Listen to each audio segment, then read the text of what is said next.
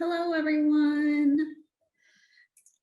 Good afternoon and welcome to Book Sandwiched In. Thank you so much for joining us today. My name is Rebecca Harrison and I'm the manager of adult services here at Central Library. I'm very excited to be helping out this spring by introducing our stellar lineup of speakers. I wanted to thank the Friends of the Tulsa City County Libraries for sponsoring today's program. If you'd like more information about how to become a friend of the library, visit www.tulsalibrary.org/friends. If you have any questions throughout today's program, please feel free to put those in the chat. Our speaker will answer audience questions following his presentation. And now I would like to welcome our speaker, Rich Fisher. Rich is the General Manager of Public Radio Tulsa and the host of KWGS's Public Affairs program, Studio Tulsa. As host of Studio Tulsa, Rich has conducted roughly 4,000 long-form interviews with local, national, and international figures in the arts, humanities, sciences, and government. He has been honored for his work by several organizations, including the Governor's Arts Award for Media by the State Arts Council, a Harwelden Award from the Arts and Humanities Council of Tulsa, and was named one of the 99 Great Things About Oklahoma in 2000 by Oklahoma Today magazine. In addition, Rich is an active musician. He's currently the principal trombonist of the Signature Symphony at TCC, leads the Starlight Jazz Orchestra, and is a freelance musician whose work ranges from the pit of touring Broadway musicals to the salsa band Grupo Salsabor. Please join me in giving Rich Fisher a very warm welcome.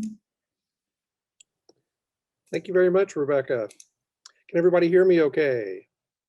Can we hear everyone? I hope so.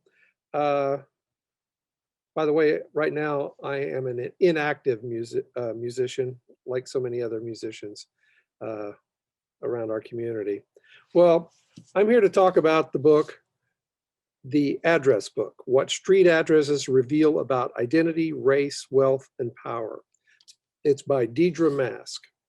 Mask is a journalist who's written for the New York Times, the Atlantic, and the Guardian newspapers. She's originally from North Carolina. She graduated summa cum laude from Harvard, attended Oxford, then returned to the United States, graduated Harvard Law, and was an editor on the Law Review there.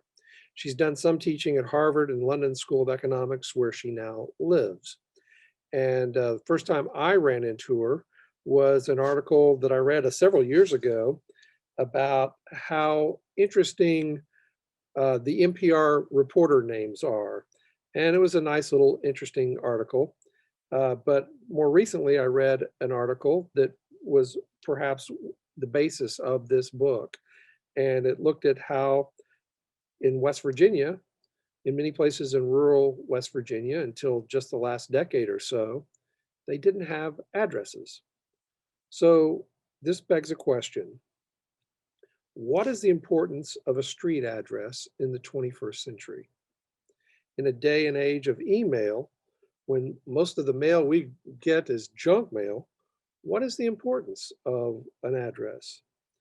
Well, first of all, if you're one of the upwards of 1 billion people who don't have a physical address, there are a lot of things you're limited in. For example, in India, you can't open a bank account. That means you can't save money. You can't receive government benefits. You can't qualify for their version of a social security number. Even here in America, if you don't have an address in some states, you can't vote. This came up in 2018 in North Dakota when the members of some of the Indian reservations in North Dakota had never had addresses. And all of a sudden, because of the voter ID laws, which the Supreme Court upheld, they immediately had to design a system of addresses so Native Americans would be enfranchised to vote.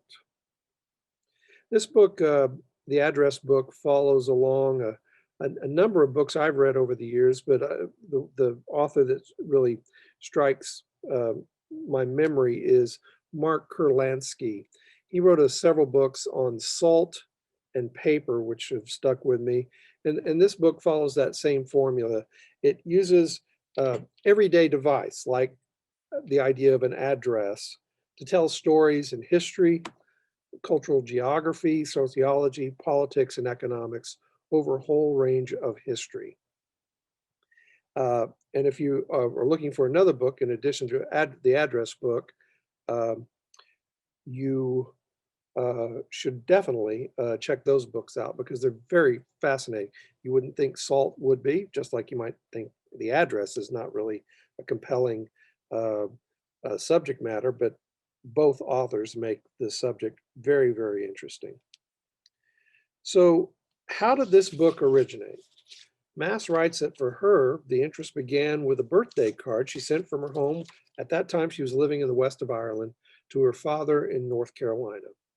She puts a stamp on it. 4 days later, it's in her parents' mailbox here in the United States. Wow, don't we long for those days again? It sometimes takes 4 days for our mail to get across town now, much less across the ocean. So I'll refrain from commentary on the current state of our mail system. So she became interested because at a nominal cost, how did this all happen? So in her investigation, she discovered the Universal Postal Union, and that is the organization that coordinates the worldwide postal system. She tells us a little bit about that. But on this apparently engrossing website, there was a tab for addressing the world, an address for everyone. And in fact, this addresses some of the issues surrounding the roughly billion people or more, some nomadic, some living in slums, some people living in extreme living rural areas that don't have a physical address. And the UPU argues that one of the cheapest ways to address poverty and facilitating access to credit, voting rights, and worldwide markets is to have an address. So early on, the author asks us to envision giving directions without addresses or street names. And think about that in a city like Tulsa. We're laid out on a grid. We have a very strict system of naming our avenues alphabetically by cities for the most part and numbered streets. But in many parts of the world, streets meander. But just think about it for a second. How would you tell me how to get to you here from the University of Tulsa, where I'm located today, to your location? For example, without addresses or street names. For example, if I wanted to go home and I was trying to tell somebody from my location here at TU how to get home, I mean, I would have to tell them to go north for a block, turn right or east, go till you reach the first 4-laned arterial, turn right. Then how many lights do I have to go to get to Midtown? You know, I was counting them up. It was 9 stoplights. Then I remembered, oh yeah, there's a light at Lanier Elementary School that really isn't a traffic light. There's also a light at the old doctor's hospital for people crossing the road. That's a light that I hadn't thought about. So it's really 11 lights. And then how do I tell them to turn on 41st Street without telling them it's 41st Street? So you get the idea. Now imagine I'm in Bartlesville or Fayetteville and asking for directions, or as Mass writes in that article for the Atlantic that helped start this book, rural West Virginia. Until 1991, very few West Virginians outside of cities had addresses. So at the very beginning of the book, we meet Alan Johnston. He lives in rural McDowell County in West Virginia. He's never had a street address. Like he and most of his neighbors in rural McDowell County picked up their mail at the post office. But one day he wanted to buy a computer. Well, the computer company was happy to sell him a computer, but he had to have an address. They wouldn't send it to the post office. They had to have an address. Well, Mass decided to visit him and find out how you live without an address here in the United States. Well, in trying to visit him, he gave her a half page of directions. In fact, she got lost 2 or 3 times, and that's fairly normal in West Virginia. I'm going to read from the book throughout our conversation today. And this is from the first chapter. For generations, people had navigated West Virginia in creative ways. Directions are delivered in paragraphs, Look for the white church, the stone church, the brick church, the old elementary school, the old post office, the old sewing factory, the wide turn, the big mural, the tattoo parlor, the drive-in restaurant, the dumpster painted like a cow, the pickup truck in the middle of the field. But of course, if you live here, you probably don't need directions along the dirt lanes that wind through valleys and dry riverbeds. Everyone knows everyone else anyways. The emergency services have rallied for more formal ways of finding people. Close your eyes and try to explain where your house is without using your address. Now try it again, but this time pretend you're having a stroke. Paramedics rushed to a house in West Virginia described as having chickens out front, only to see that every house has chickens out front. Along those lanes, I was told people could come out on their porches and wave at strangers, so paramedics couldn't tell who was being friendly or who was flagging them down.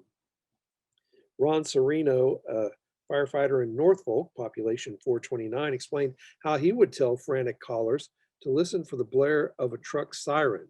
A game of hide and seek would then wind its way through the hollows. Getting hotter, he would ask over the phone. Getting closer. Says many streets in rural West Virginia have rural route numbers assigned by the post office. Those numbers aren't on any map. As one 911 official has said, we don't know where that stuff is at. Now, from that example, you would think that West Virginians would welcome addresses. But as you read through the book, from Europeans in the 18th century when addresses started first being put on residences, to West Virginians at the dawn of the 21st century, there's always been a healthy distrust of addresses. If you hadn't had one before, Mask has this very highly empathetic view. There's more one way to look at a place.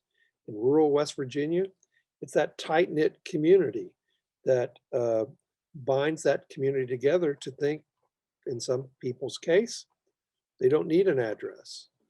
And if they do have an address, who's going to name the street? That has been a big issue for folks in West Virginia.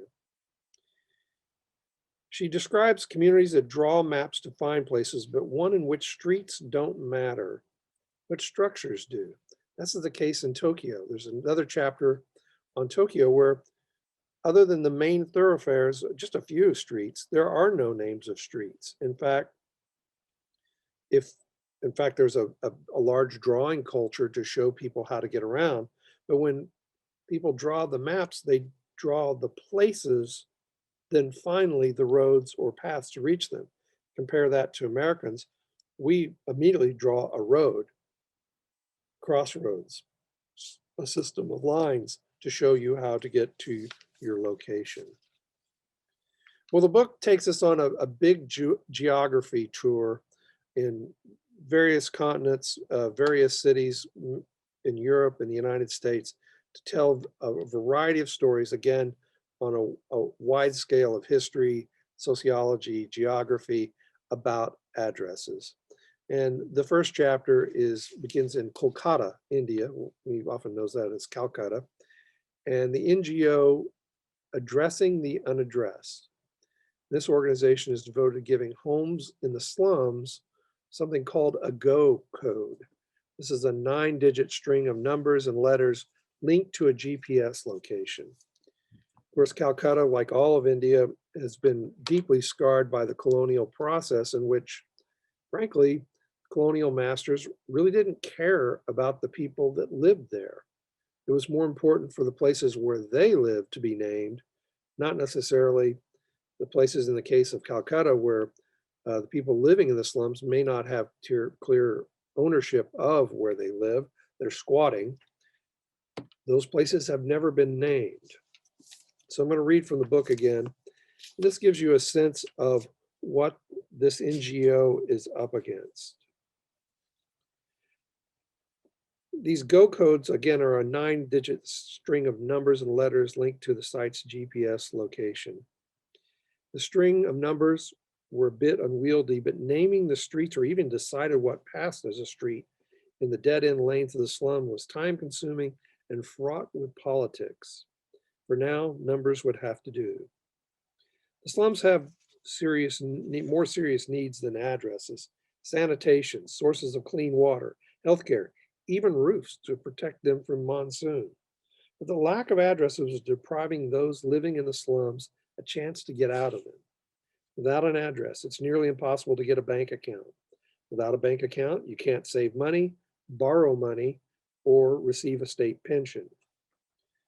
More importantly, addresses are essential for your identity. Every Indian resident should have an Aadhaar card. I'm maybe messing up that name. It's a biometric government issued ID that gives everyone a unique 12-digit number. Without the card, it is often impossible to get access to services like pregnancy support, pension provisions, even schooling for children. Without an Aadhaar card, you can't get food subsidies. Activists blame starvation deaths throughout India on the lack of cards. It's not impossible to get an Aadhaar card in the slums, but not having an address makes it difficult. In fact, the government revealed that only 0.03% of Aadhaar numbers had been issued through what they call a facilitator, an introducer, someone who has an address that helps a person get an Aadhaar card if they have no proof of an address. So along the way, we learn why these Go codes are so important. You're looking at a population where the density is 13 people for every 450 feet. Often a room, sometimes without a roof, is a house. In India, as I mentioned, the residents of the slums are squatters, but in many countries, unaddressed land means governments don't know who owns lands, and it lessens accountability. And so in countries like Chad, Burkina Faso, Guinea, and Mali, there are major addressing projects underway. If you can find residents, collect information, maintain infrastructure, you can boost democracy by allowing easier registration and mapping of voting districts. Utilities now have to create systems for billing, but also maintaining their services. But I was struck by what the author said was the secret weapon of street addresses. The sense of inclusion from people knowing they're part of society, especially in the Calcutta slums, where you are on the absolute margin. Ideally, government would work to have a single system of addresses for everyone. But as of this writing, government seems to have no interest in a single system. So until then, the Go codes are sufficing to provide a means for the people in the slums to have access to hopefully eventually get out of them. The next chapter takes place in Haiti nominally, but most of the chapter is set in England. The Haiti part is where health workers have been working on stopping a cholera epidemic after the 2010 earthquake.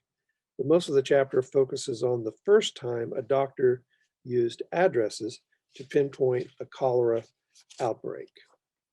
Some of you may know the story of Dr. John Snow. He was a Victorian era physician who first used mapping to pinpoint a cholera outbreak in Soho in London in 1854.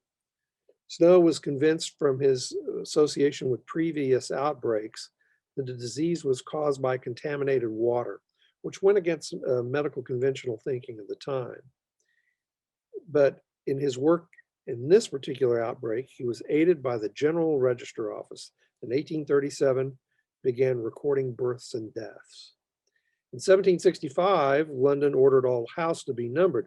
So the office now knew who had died and where. And so Snow was able to use the data to pinpoint and map the disease. And it fairly quickly centered on a pump house on Broad Street. He looked at all the deaths and they all surround this pump in this district. But there was a workhouse right near the pump that escaped the disease. Nobody had gotten sick. Through investigation, he found that they had their own well on the premises. A man from Brighton died, seemingly 60, 70 miles from where this outbreak took place. Well, it turned out he visited his cholera-stricken brother there in Soho, took a quick meal, washed it down with water from the pump. A woman from Hampstead also died from cholera. but she had loved the water from that pump where she used to live, and she had always had it sent it to her house in Hampstead, some 5, 6, 7 miles away. Eventually, the pump handle was removed and the epidemic subsided. We learned that it took years for the medical establishment to realize that this was what it worked. But this is the first example of a dressing being used to help combat an epidemic. Now we make our way back to Haiti. 2010, there was a major earthquake that destroyed huge amounts of the country. In fact, I was aware of the disaster, but this book reminded me just how horrible this disaster was. I mean, we're talking more than deaths of Hiroshima, Nagasaki, and the Dresden bombing in Haiti in the immediate aftermath of the earthquake. So we're following humanitarians and Doctors Without Borders folks who are in Haiti. Very quickly, there is a cholera outbreak. But there's something amiss. This cholera has never been seen in the Caribbean. In fact, the variant of this cholera comes from South Asia. Just so happens the UN had sent peacekeeping troops from Nepal, and it was a part of the base where they were upon. Now, what's really interesting, and I wish the author had gone into more detail about this, this is a cholera epidemic that continued for almost 9 years. The cholera epidemic started in early 2010, and what became apparent was that the UN was, for either on the part of subcontractors who was removing waste from their facility, or just the poor infrastructure, they were sending waste into the stream that Haitians were drinking from, and they were getting cholera. But what was incredibly sad, and I wish there had been more in this book about this, was the fact that for the first time in an epidemic, the UN is saying it really doesn't matter how we pinpoint the virus. And of course, the doctors who are working on this are going, what? Of course you want to pinpoint the source. And so there's a little discussion about how the UN dragged their feet in finally admitting, it took them 6 years to admit, yes, they were the source of the pollution was causing this cholera. In fact, the last case, there was one case in 2019. So this is a 9-year epidemic. And I wish the book had given us more information about that, but it does tell that story. The next section of the book deals with the origins. Mask asks how people in ancient Rome made their way around prior to street names. Scholar says it closely resembled the instructions West Virginians used. In fact, there are examples from Roman plays in which, they're saying, turn at the mule down by the forum, and it's a very little funny passage that she quotes there. So that section is interesting because it looks at how modern researchers, everybody from brain researchers to urban planners, are looking, okay, how did Romans get around? And he was interested in, this talks about Kevin Lynch in 1952, professor of urban planning at MIT. He set out to find what makes certain cities pleasurable. In Florence, he said, well, it's the Duomo, visible from so much of the city. That's a landmark that everybody can make their way from. The piazzas, the hills, the dividing line of the Arno River. Florence could be confusing, but there were so many distinctive buildings and roads and landmarks, you could get a sense of the city without a map. He said he began to think that imageable cities are hard to get truly lost in. He said, think about Hansel and Gretel, alone in the woods, all the trees look the same, you get lost. But in a city like Florence, or perhaps Rome, there are great landmarks to navigate by.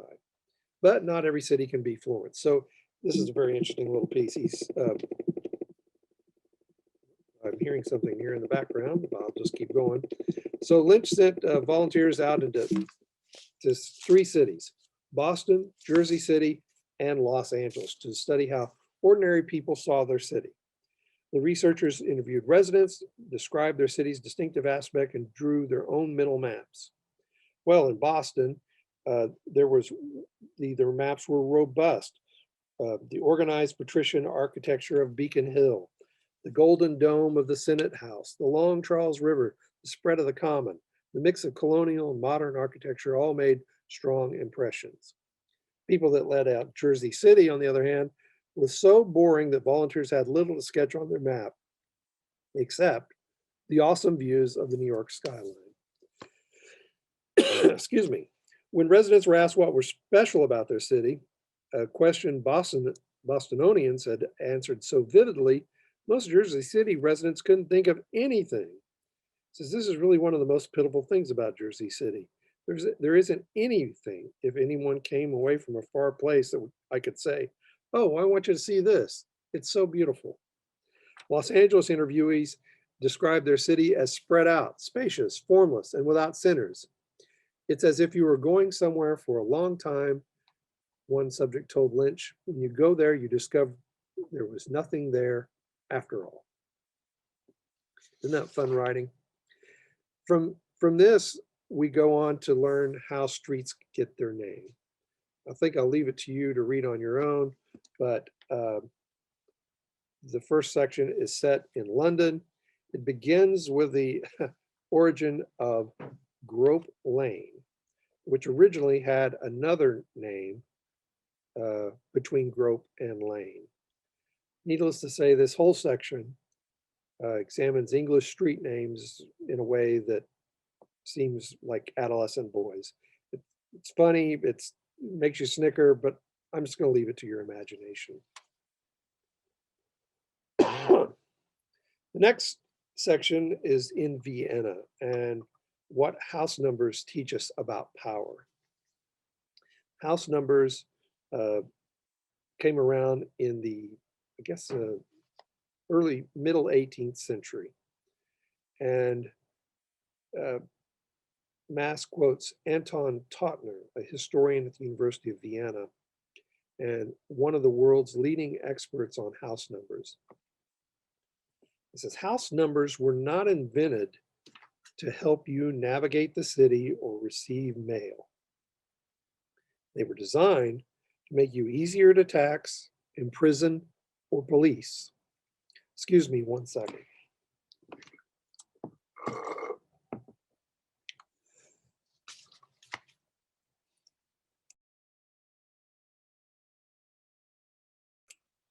Got a little scratchy throat there. Apologize.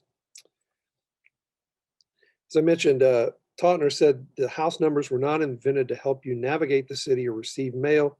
They were designed to make you easier to tax, imprison, and police. House numbers exist not to help you find your way, but rather to help government find you. And in that section, she talks about how Empress Maria Theresa of the Habsburg Empire first numbered houses so she could organize a census of men of fighting age. Remember, this is the age leading up to the Napoleonic Wars and the wars of the 18th century. We learned that the British first numbered Manhattan streets to keep track of revolutionaries. House numbers were the original surveillance device, if you can imagine that.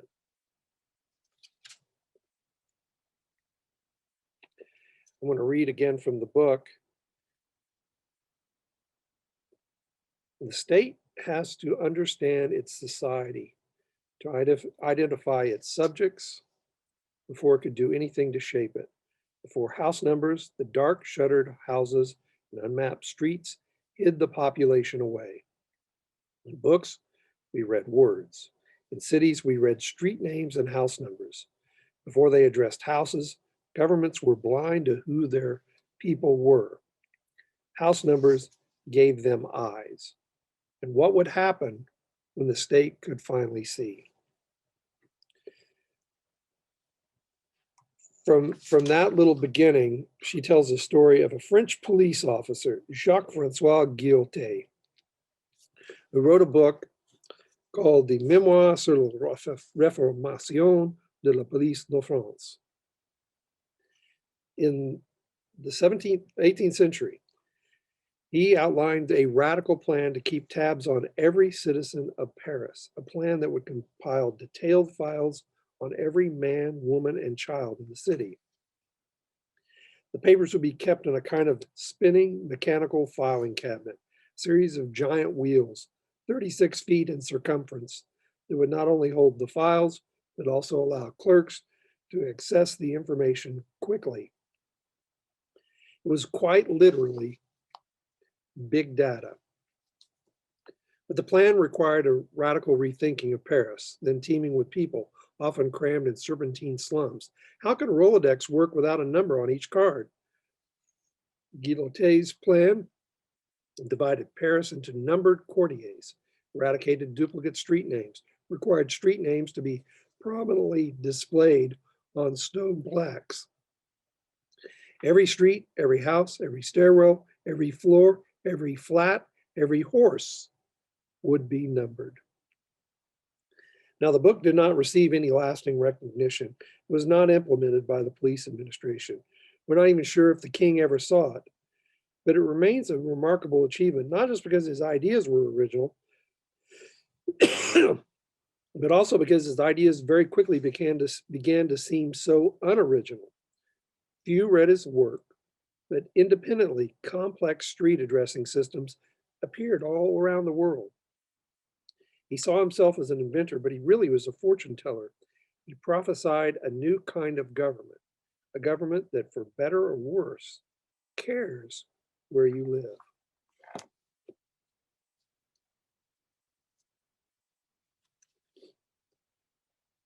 Now, the next section deals with numbered streets and how they became a thing. Here in Tulsa, I always found it amusing that you could be at the corner of 67th East Avenue and South 67th Street. The only thing more maddening to me would be Atlanta, where throughout the main drag, you can be at the corner of Peachtree Avenue and a variety of peach trees, Peachtree Court, Peachtree Cul-de-sac, Peachtree Place. I just found that so amazing when I was in Atlanta. So why did number streets become a thing in America? Well, it's due to William Penn. When he was granted land in America, he laid out Philadelphia on a grid with numbered streets. Numbered streets are peculiarly an American phenomenon. Even today across Europe, instructions about naming streets often include a rule rejecting numbered streets. But it's due to William Penn's Quakerism. He didn't want things named for him. And we think of Pennsylvania as being named for William Penn. In fact, he wanted to name the colony Sylvania, the Latin word for woods. It was the king that added Penn, but it was not for Penn himself, because Penn had spent time in the Tower of London. In fact, Penn was sent to America because his father had loaned the king money. And so when the father died, he said, I can get rid of king, I can get rid of this debt, I'll give him land in America, I'll get rid of the Quakers, and that's how we get numbered streets. Penn comes to America, he lays out Philadelphia on a grid system, and because he didn't want to name streets after people, he said, let's name streets numbers. Perhaps the most interesting section, I know I'm coming to our end of our time here very quickly. I do want to mention this section, and that is a section on identity and race. There's a really poignant section from Berlin, and it talks about the politics of naming and renaming streets. You think about Berlin, she writes that Berlin has had one of the most tumultuous histories of any city in the world, leaping from Prussians to Weimar to Nazis to the Cold War. And every time that change happened, street names have been both changed, and she writes that street names have been both the substance and metaphor of Berlin's struggle with identity.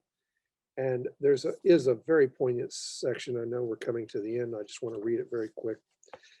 It says, the more I read about German street names, the more I came across this word. It's called, pardon me if you know German, Vergangenheitsbewältigung. It's two ideas, the past and the process of coming to terms or coping. The word is both very German and is often used to describe nations reckoning with its Nazi past and the German division during the Cold War. But what strikes me about that word isn't so much that the word exists, but that built into the word itself is the process of working through the past. And can the past ever be worked through? It seems to ask. Does Vergangenheitsbewältigung ever end? And that leads to the most poignant section, I think, of the book. For me, the most interesting, that asks the deepest question of the reader, and that's the section on race. The first story tackles ongoing debates about Confederate monuments. We meet a man in Hollywood, Florida, an African-American Orthodox Jew, Benjamin Israel, who attended every Hollywood, Florida city council meeting for over 2.5 years to talk about street names. He wanted to ask the commission to change the name of Lee Street, Forest Street, and Hood Street, all for Confederate generals, that run strike through the historic Black neighborhood of Hollywood. And of course, in the course of it, she tells the story of Hollywood, how those names were changed, how they changed in the 20s during the height of the Ku Klux Klan, not immediately after the war, because frankly, Hollywood, Florida didn't even exist then, and looks at this robust conversation that we're still continuing to have on race. She also contrasts Martin Luther King Boulevard and Delmar Boulevard in St. Louis, and how Martin Luther King boulevards throughout the country. You look at, even in our community, they are suffering from a lack of investment. And what does that have to say about how we look at race today? And you look at, she looks at those two cities, streets in St. Louis, because Martin Luther King Boulevard and Delmar Boulevard were both in the same place. During White Flight in St. Louis, they were both basically deserted. But at some point, Delmar Boulevard recovered. Martin Luther King Boulevard still hasn't. And she talks about the efforts to revitalize that. We are about out of time, but so I want to go ahead and go to questions. The book, again, is a little bit of a shaggy dog because it does cover a whole lot of subjects, some in great depth, some I'd like to see more depth, but it's always a very interesting read. So I'll go to questions now. Sorry, I was a little long. I apologize. No, you're fine. It was fascinating. Very, very interesting. We do have a couple of questions from the audience. Someone wants to know, does the author address the issues that arise when changing street names from a numbered system to honor an individual?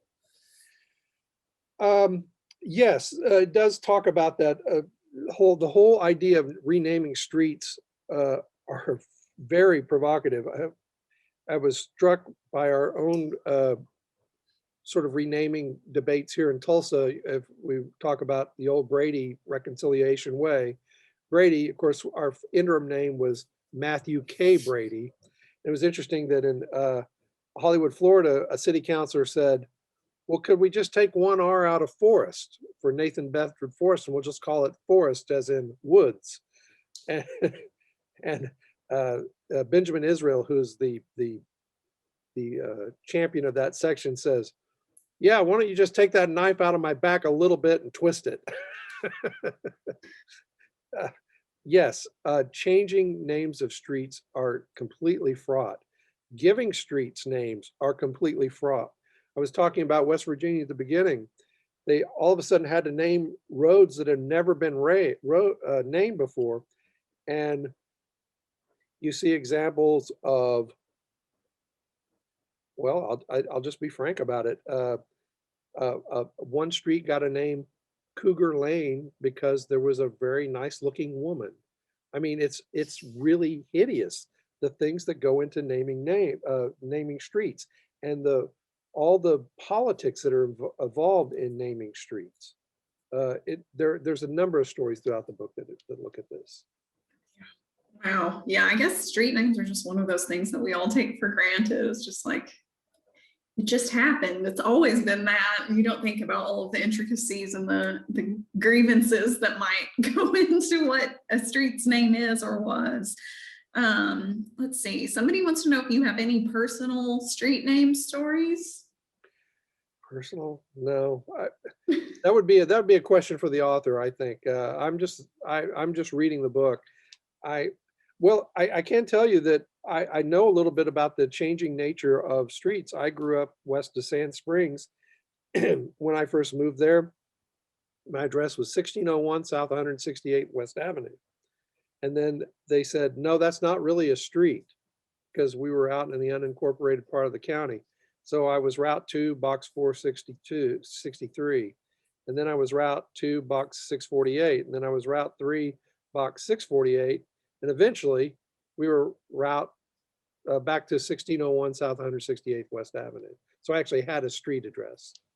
But that's the only street name I know now. Somebody wanted to make a comment. She says, let's see. After the Joplin tornado, I was struck by the project of spray painting addresses where buildings and houses had been. And she saw places where there was only a broken off tree remaining on the lot. That's interesting. And then somebody else says, I grew up in California in the Bay Area and nothing ran east, west, north, or south. My dad owned a gas station. And when I helped him deliver cars, he would tell me to go down here and turn left at the blue mailbox, go 4 blocks and turn right at the big oak tree. So I know about not using addresses. Yeah, no, that is a very common situation for places that don't have addresses, where it literally is about finding a landmark. And of course, when Deirdre Mask was looking for the West Virginia gentleman's home, she found, it says, okay, if you go to the BK Moving Company, you've gone too far. Well, it turns out there's 2 BK moving companies on that street. So it's always just a matter of how you, how you give your directions, and it's easy to go awry giving directions, as we all know. Yes, including when you're relying on the GPS like me. Sometimes the GPS doesn't know where to send you. If I can just finish with one last quick thing. It's interesting because she looks at the future. There's actually a system that purports that maybe that we will replace street addresses. And really, this is for the people who are, for whatever reason, nomadic, or you're not necessarily on a street and you want to be found. There's something called, it's called What 3 Words? And if you go to What 3 Words, you can actually look up, it's a system of address and mapping 3 meters by 3 meters. Okay, think about that. Everywhere on the globe. For example, I did look up my location here at Kendall Hall at TU, and I am Fleet Float Wire. Fleet.float.wire. The Eiffel Tower is at daunting.evolves.nappy. The middle of the White House Rose Garden is army.likes.jukebox. It says there are 3 words per square, 40,000 words, 64 trillion 3-word combinations. And they're purporting that this may be a system that could replace addresses, especially for places where you think of somebody who's lost in, say, in the wilderness. If that's mapped, you just say, hey, I'm at army.roach. Whatever. Yeah. And people would be able to find you to it. They would be able to locate you on a 3 by 3 meter plot. Wow, that's really interesting. I'm gonna have to look this up afterward. Well, it looks like it's a bit of a rabbit hole. I did look at it late last night, and I thought, well, that's really interesting. I'm not sure if it'll place addresses, though. Yeah. Well, there were lots of comments in the chat about how much folks enjoyed your talk. I want to thank you so much for being here today and sharing this book with us. I think it sounds fascinating, and historical, or not historical fiction, but nonfiction books are always particularly interesting in a way, I feel like, because you learn something completely new. But thank you, and thank you to everyone who attended today's program.